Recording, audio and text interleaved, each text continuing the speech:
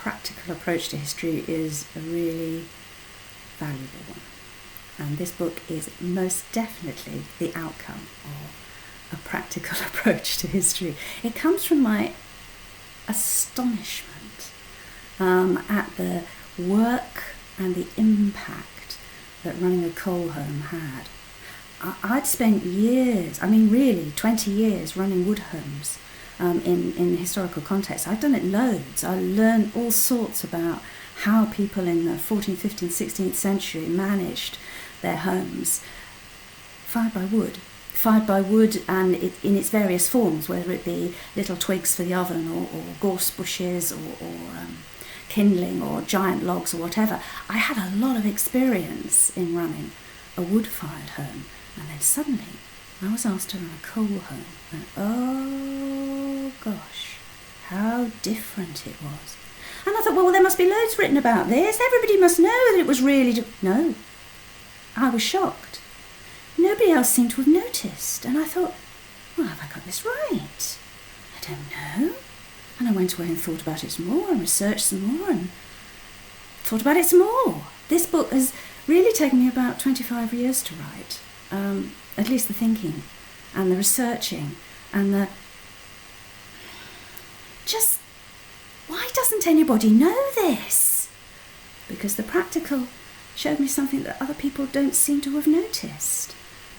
That coal changes everything. Absolutely every aspect of running a home.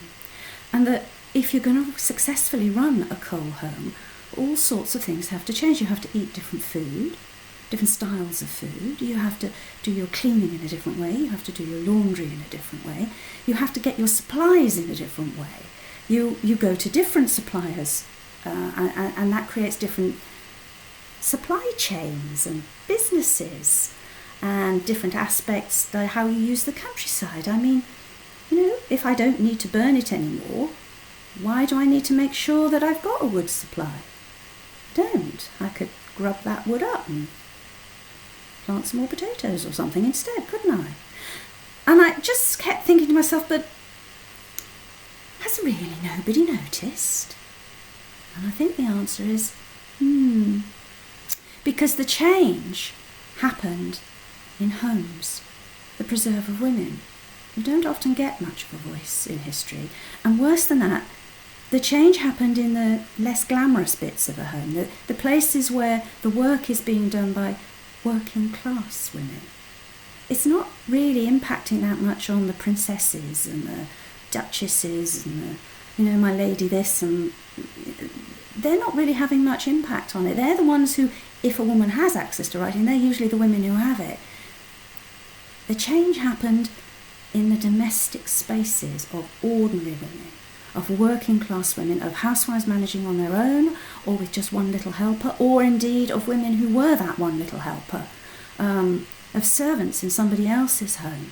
They were the women who were experiencing this change and having to learn to cope with it and adapt to it and invent new ways of doing things, and nobody took any notice because they were women, because they were working class, because they were at the bottom of the social heap, and they probably weren't terribly well educated in a formal education, so they probably couldn't write it down themselves.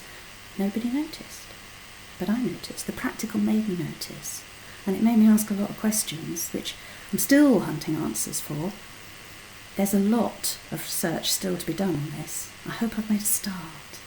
Ask your own questions, please do.